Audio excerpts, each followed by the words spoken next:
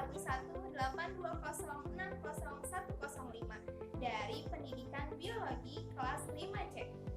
Video ini dibuat untuk memenuhi salah satu tugas mata kuliah Fisiologi Hewan. Di sini saya akan praktikum mengenai alat indera. Nah, alat indera itu apa sih? Alat indera adalah alat-alat tubuh yang berfungsi mengetahui keadaan luar. Alat indera pada manusia ada 5 macam, yang sering disebut panca indera, yang terdiri dari indera penglihatan mata, indera pendengaran telinga, indera pembau atau pencium hidung, indera pengecap lidah, dan indera peraba kulit. Dengan memiliki alat indera tersebut, manusia dapat mengenal lingkungan. Di sini saya akan melakukan 2 kegiatan. Yang pertama, indera penglihat atau mata. Yang kedua, indera pembau. Kegiatan pertama, indera penglihat atau mata. Tujuannya untuk mengetahui bintik buta. Alat dan bahan yang digunakan, kertas manila atau HVS, penggaris 50 cm, pulpen, dan gunting. Yuk, langsung saja ke langkah kerjanya. Audio Jungle.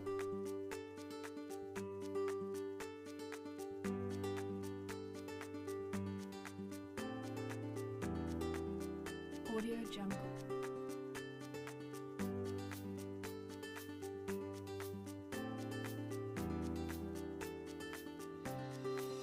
Audio Jungle.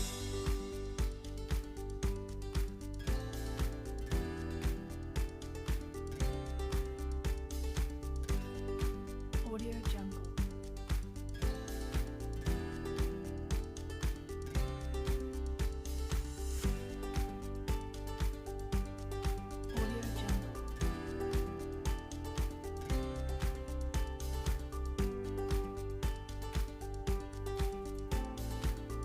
Audio Jungle.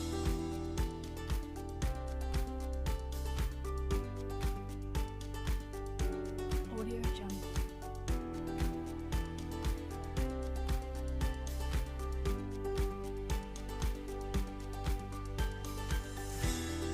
Audio Jungle.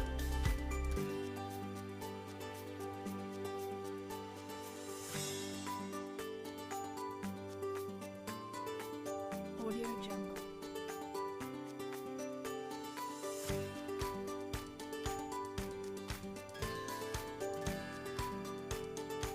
Audio Jungle. Audio Jungle.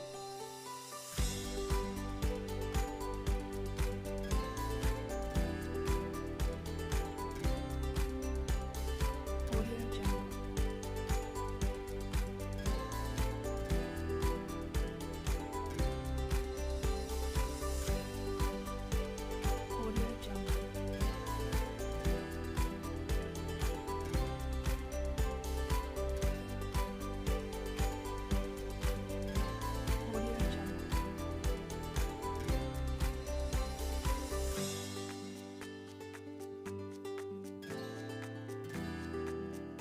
Audio Jungle. Audio Jungle.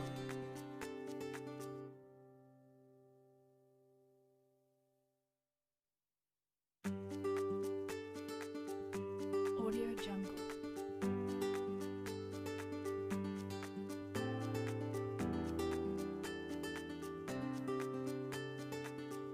Audio Jungle.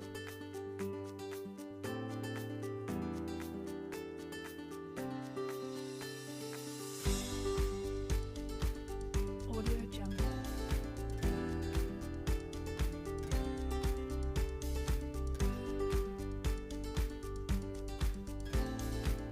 Audio Jungle.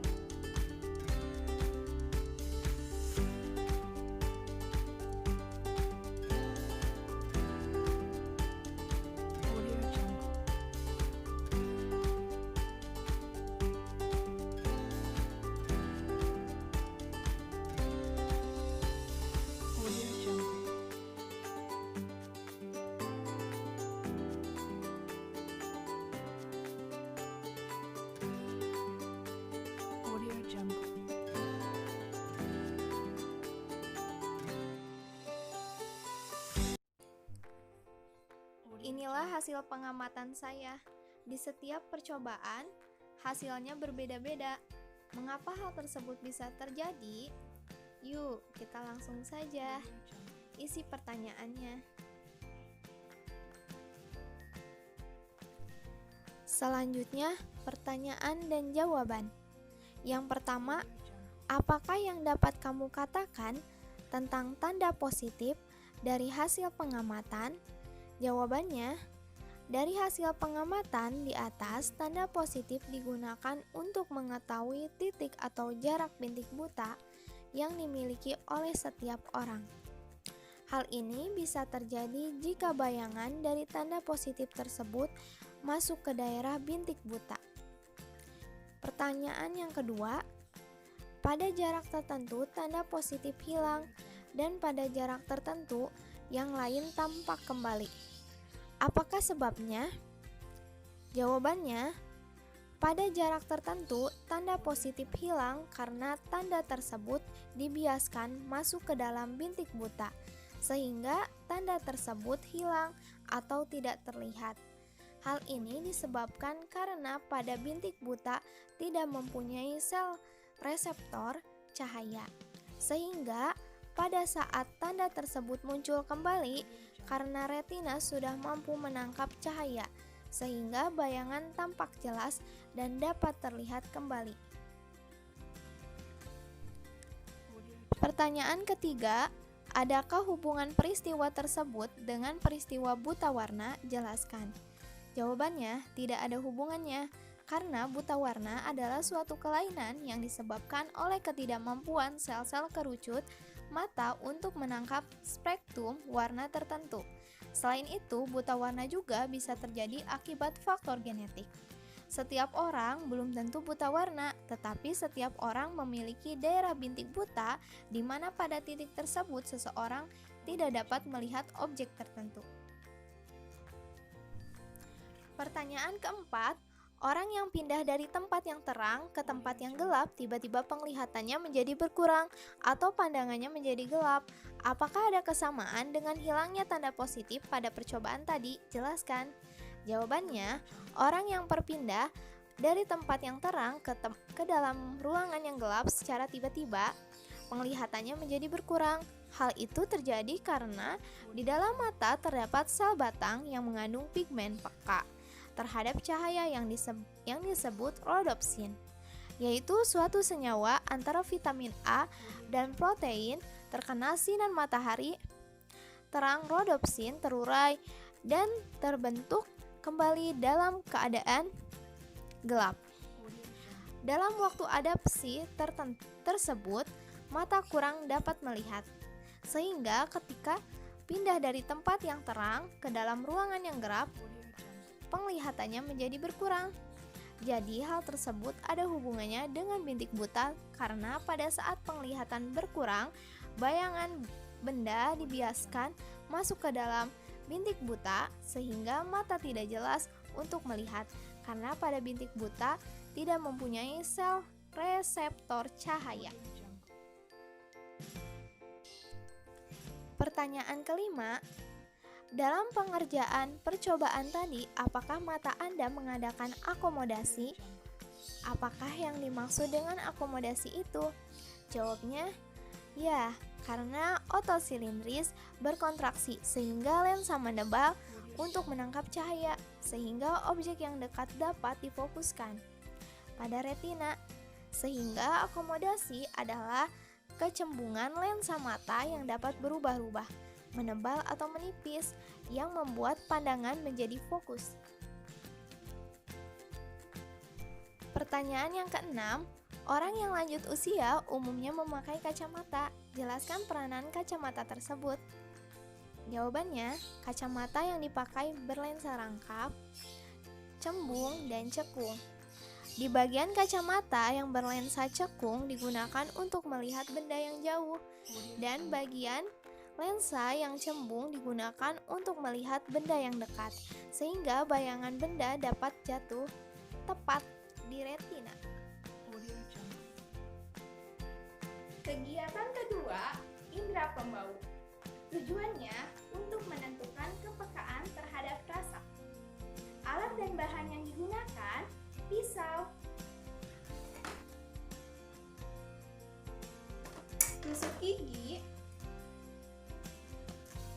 kain untuk menutup mata, boleh juga menggunakan penjepit untuk menutup hidung, tetapi di sini saya menggunakan tangan.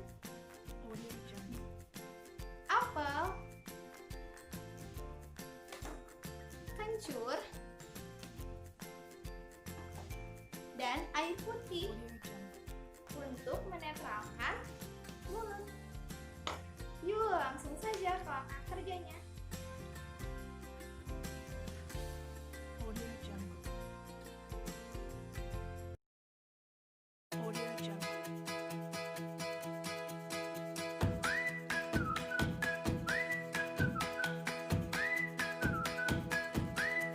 Audio Jungle.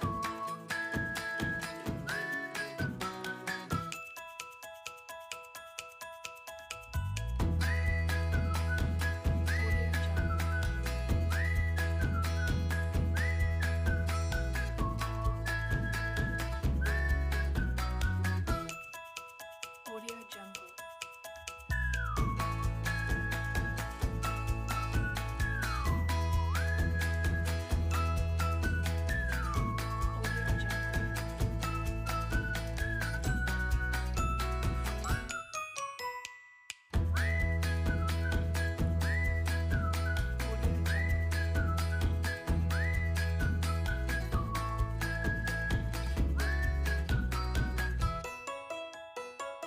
Audio Jungle. Audio Jungle.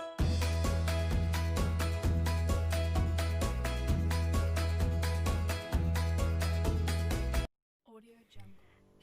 Pembahasannya dapat diketahui bahwa alat indera pengecap kita adalah lidah. Menggunakan lidah, kita dapat membedakan rasa. Pada permukaan lidah terdapat bintil-bintil. Pada bintil-bintil tersebut terdapat ujung-ujung saraf pengecap yang sangat peka terhadap rangsang rasa makanan atau minuman yang masuk ke dalam mulut. Jadi, ketika hidung kita ditutup, kita masih tetap bisa mengetahui rasa yang ada pada makanan yang masuk ke mulut kita walaupun lambat diketahuinya. Ketika saya memakan apel, terasa rasa manisnya, dan ketika makan kencur, terasa rasa pedasnya. Audio Jungle. Karena makanan atau minuman yang telah berupa larutan di dalam mulut akan merangsang ujung-ujung saraf pengecap. Oleh saraf pengecap, rangsangan rasa ini diteruskan ke pusat saraf pengecap di otak. Selanjutnya, otak menanggapi rangsang tersebut sehingga kita dapat merasakan rasa sesuatu jenis makanan atau minuman. Sedikit berbeda ketika kita membuka hidung, langsung terasa rasa manisnya dan rasa pedasnya ketika masuk mulut.